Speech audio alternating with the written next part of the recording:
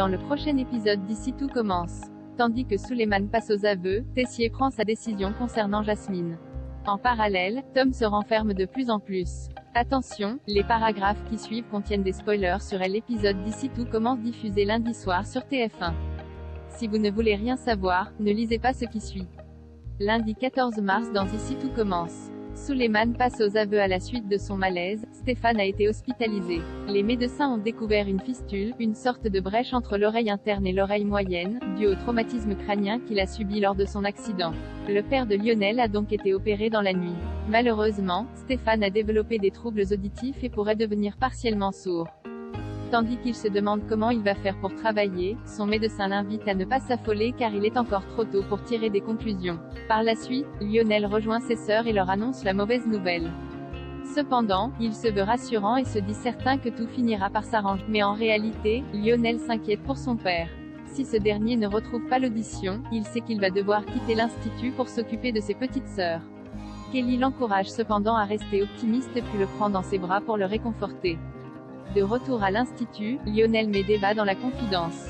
Tandis qu'elle cherche des solutions pour lui venir en aide, le jeune homme, qui voit tout en noir, la prie de lâcher l'affaire, précisant qu'il ne lui a rien demandé. Non, loin de là, Suleiman culpabilise à l'idée que Stéphane puisse rester sourd par sa faute.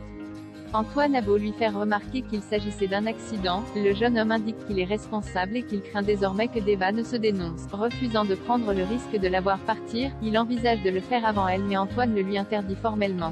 Bien qu'il risque gros dans cette histoire, Suleiman veut malgré tout protéger Deva. Toutefois, Antoine estime que ce n'est pas nécessaire puisqu'elle n'est pas encore inquiétée. Agacé par cette conversation, Suleiman décide d'aller prendre l'air. En parallèle, Julia rencontre Deva pour lui poser quelques questions sur l'accident de Stéphane. En récupérant les images de vidéosurveillance d'une station-service des Marais Salants, la police l'a repérée faisant le plein de la voiture d'Antoine aux alentours de 14h45. De fait, elle devient la principale suspecte du délit de fuite. Comme il est clair qu'elle était assise côté passager, la policière lui réclame le nom de la personne qui était au volant mais elle prétend qu'elle était seule. Plus tard, Antoine prévient son fils que la lieutenante Masso place Deva en garde à vue car elle a des preuves contre elle. Tandis que Suleiman veut aller dire la vérité à la police, Antoine le retient et l'enjoint à ne pas empirer les choses. Après qu'il lui a signalé qu'il ne réagirait pas ainsi si c'était Rose, Antoine le laisse partir. Au moment où Deva est sur le point de monter dans la voiture de police, Suleiman débarque et lance que c'est lui qui conduisait lorsque Stéphane a été percuté.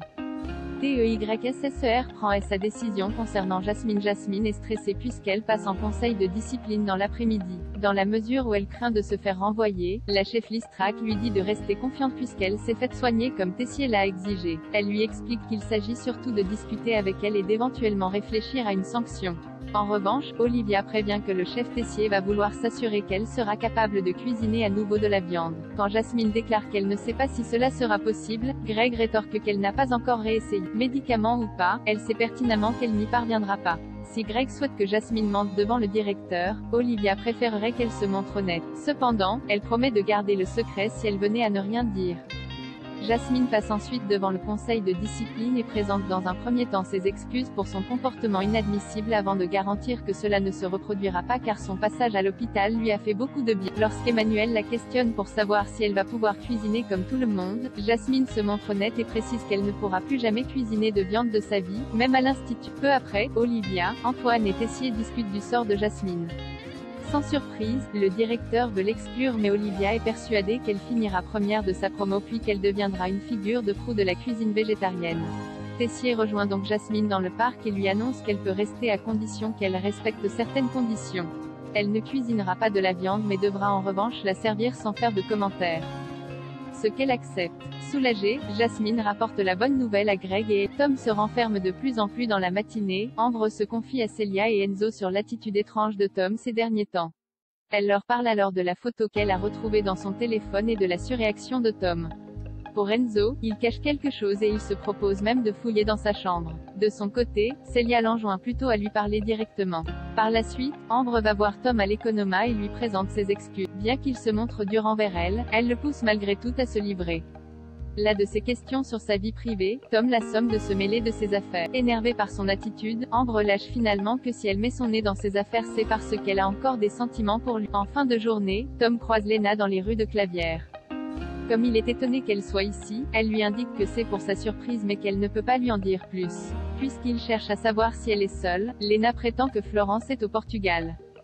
Quand elle lui propose d'aller prendre un café, Tom répond qu'il n'a pas le temps. Toutefois, il s'engage à l'appeler dans le